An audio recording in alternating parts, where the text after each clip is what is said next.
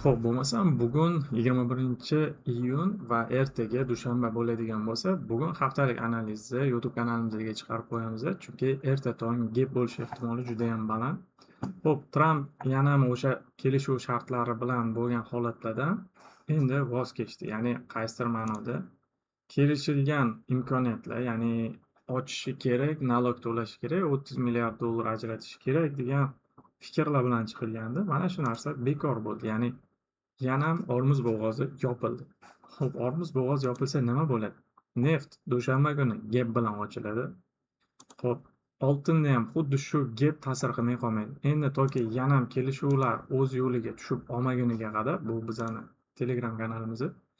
Xo'p, bu ma'lumotlar o'zini tasdig'ini topib, yana kelishuv bo'lmaguniga qadar bozor har kuni gap qilishni yana boshlaydi. Shuning uchun ehtiyot bo'ladigan hafta yana ham tinchlik yo'qoldi bozorda. Xo'p, ayni mana shu hafta kutilayotgan yangiliklar 23 iyun kuni premyer yangiligi bor.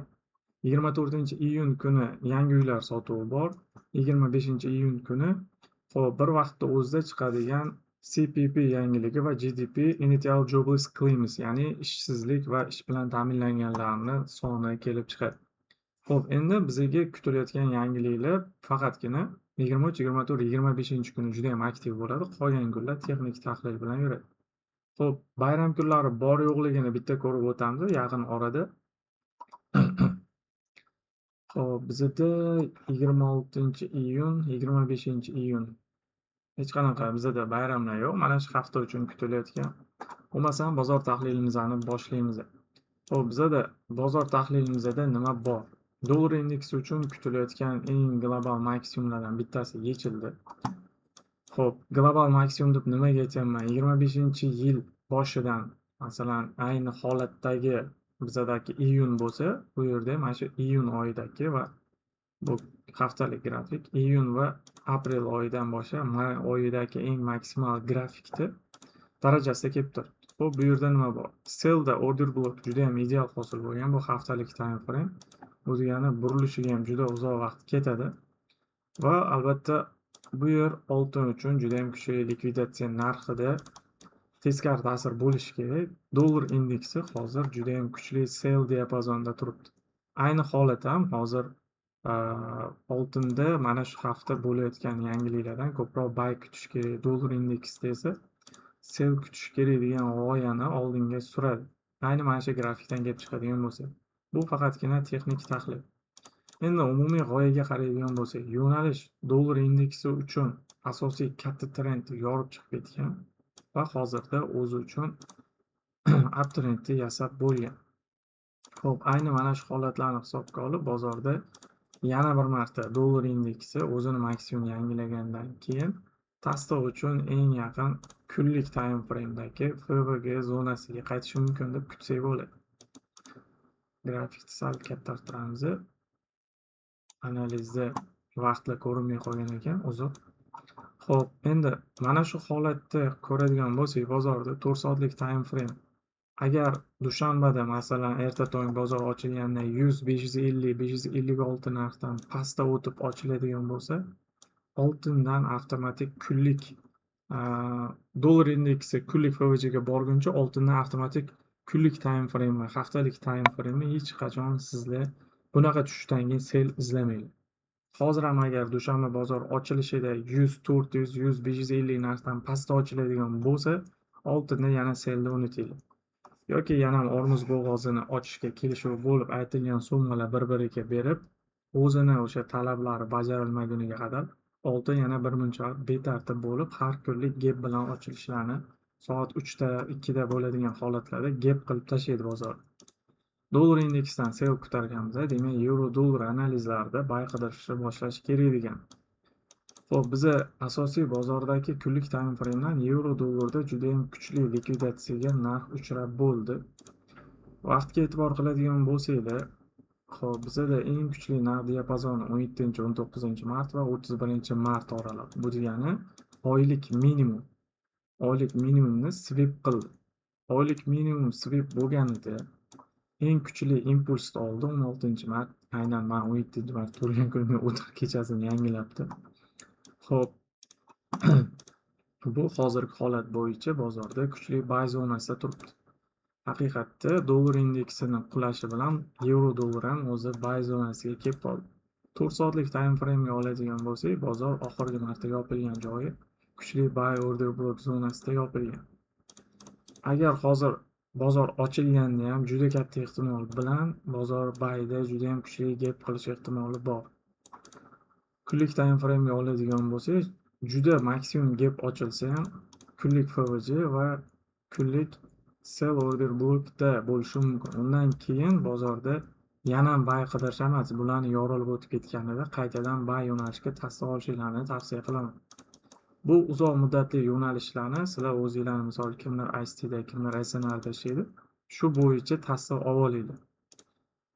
Aytaylik, mana shu joyda gap bo'ladigan bo'lsa, impuls bor. Bu daily FVG adresi, bu esa kunlik order blokdan sell kutiladigan joy. Yevro dollar uchun analiz tayyor, funt dollar uchun analiz. Xo'p, bu ham deyarli endi buyga aniq ketish ehtimolligi paydo bo'ldi, chunki dollar indeksidagi tahlilni ham o'zingizlar ko'rdinglar. Sellga juda ham yaxshi tayyor bo'lgan. Trend yorib chiqilgan. Agar bunda ham yorib chiqib qaytadigan bo'lsa, bizda funt dollar uchun kunlik diapazonda sell FVGgacha borish ehtimolligi bor. Va bu bilan sizlar ham ko'rishingiz mumkin, chapda invalid order block bo'lgan. Ayni shuning uchun ham soyasigacha bozor sweep qilib kelgan.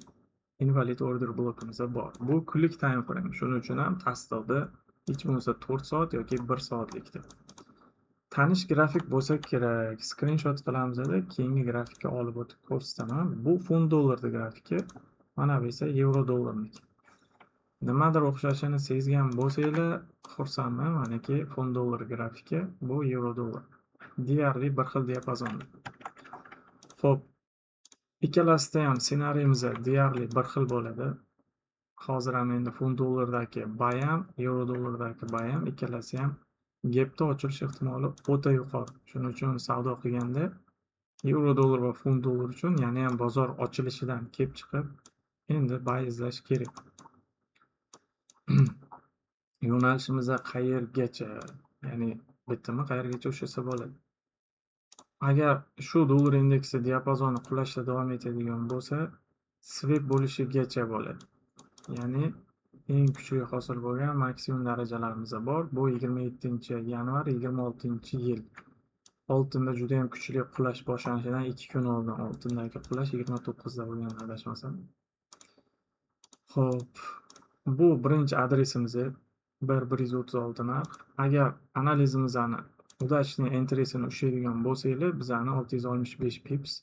Birinchi impuls bo'ladigan joy 150 pipsli impuls kutyapti. Endi oltin grafikini analiz qiladigan bo'lsak, oltinda nima imkoniyatlar bor? Men analiz qilayotgan grafik bu bozordan hozir Saxo brokerning grafiki, Saxo banki desa ham bo'ladi. Bozor globalniy trendi, downtrendda, ya'ni bozorning yo'nalishi umuman olganda sellda. Lekin kichik time frame'dan bu trend burilish arafasida. Ya'ni mana shu holatda bozorda burilishi boshlanganini qarash mumkin. Kunlik time frame'da juda ham kuchli sellga inverted FVG qoldirib ketdi bozor. Ayni mana shu narxda magnit narx, ya'ni qaytishiga imkoniyatlarni ko'rsak bo'ladi. Xo'p, bu umumiy tahlil uzoq muddatli, shuning uchun qaror qabul qilganingizda o'zingizlar uchun strategiyalar bor, baribir qanaqadir savdo tizimida savdo qilasiz. Shuning uchun ham fokusni o'zingizlar ham tasdiq topishga bering.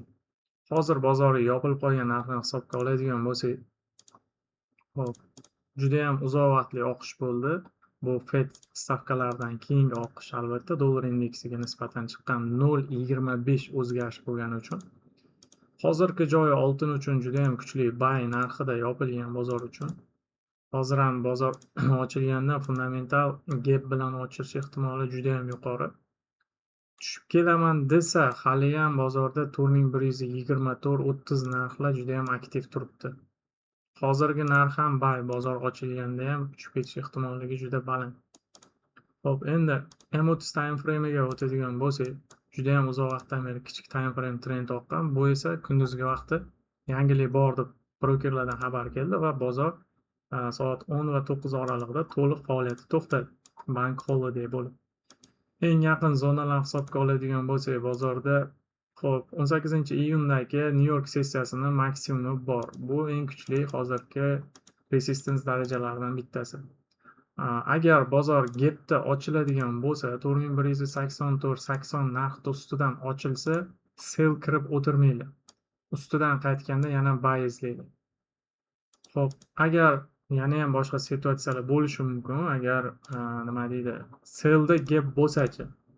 Agar mabodo 4100 atroflaridan sellda gap bo'ladigan bo'lsa, u avval minimumni sweep qiladida, keyin qaytadi. Shuning uchun shoshib qo'ymanglar.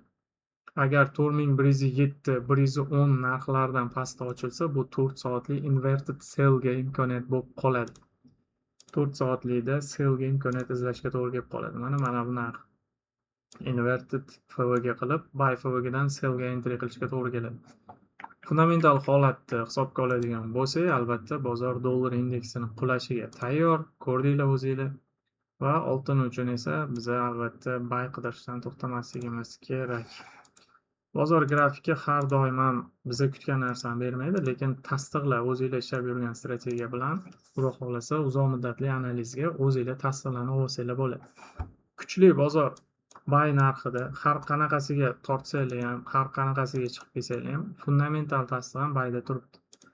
Ehtimollikda agar 4180 dan tepada bozor ochilsa yoki ertasi mana shu dushanba kuni ochilsa, shu atrofga borib qolsa, sell g'oyalarni unutib turinglar. Faqat buy ishlaymiz. Bu degani oltinda o'zi global tahlil bo'yicha oladigan bo'lsak, yana ham bozor 5000 atrofidagi narxga qaytish ehtimolligi oshgan. Buni sababi nimaga? Sababi bu, xo'p, 23-martda juda ham kuchli padeniya bo'lgan, shu narxdan pastda yopila olmadi va buyga hosil bo'lgan zonadan kuchli откат olib yana chiqyapti. Agar olganida bizada eng kuchli narx 5235 va 50 narxdagi likvid zonalargacha bo'ladi. Bu esa o'sha oltinni global qulashiga sabab bo'lgan zona. Lekin hozircha kichkina time frame tahlillari eng birinchi impulsi 4300 va 4320 atrofiga bo'lishini prognozimizda berib turibdi. Shuning uchun agar yana bir marta aytaman, 4110, 4108 dan pastda gap bo'lsa yoki ertaga London sessiyada mana shu yoki London sessiyagacha tushib kelsa, sell qidiringlar. Agar London sessiyagacha bo'lgan oraliqda ham yuqorida turib, mana shu trendni yorgan joyda tepada turib 4180-84 narx atrofida tursa, shunchaki shotdan kelib chiqib ultra minimal riskda buyda ushlasanglar bo'ladi. 4243, 4250 atrofigacha kichik riskda buylasa bo'ladi. Xo'p, sizlarga fond dollar, oltin va yevro dollar yo'nalishini ko'rishga yordam bersa bu analiz xursandman. Yana ham videolarni xudo xolasa volum darsiga chiqadi, aktiv bo'lib tursanglar, qo'llab-quvvatlab tursanglar, shuni o'zi yetarli. Darslar chiqishni boshlaydi yaqin oradan. Onlayn darsimizga ham qabulni boshlab qo'ydim. Agar yozilmoqchi bo'lsanglar, pastda linklarni qoldirdim va opisaniyada kerakli linklar, brokerlar bilan bo'ladigan muammo va boshqa muammolar, murojaatinglar bo'lsa, bemalol o'zimga Telegram orqali yoki telefon qilib murojaat qilishingiz mumkin. Xudo xolasa yangi haftaga hammaga barokatli bo'lsin. Yangi hafta uchun hammaga omad.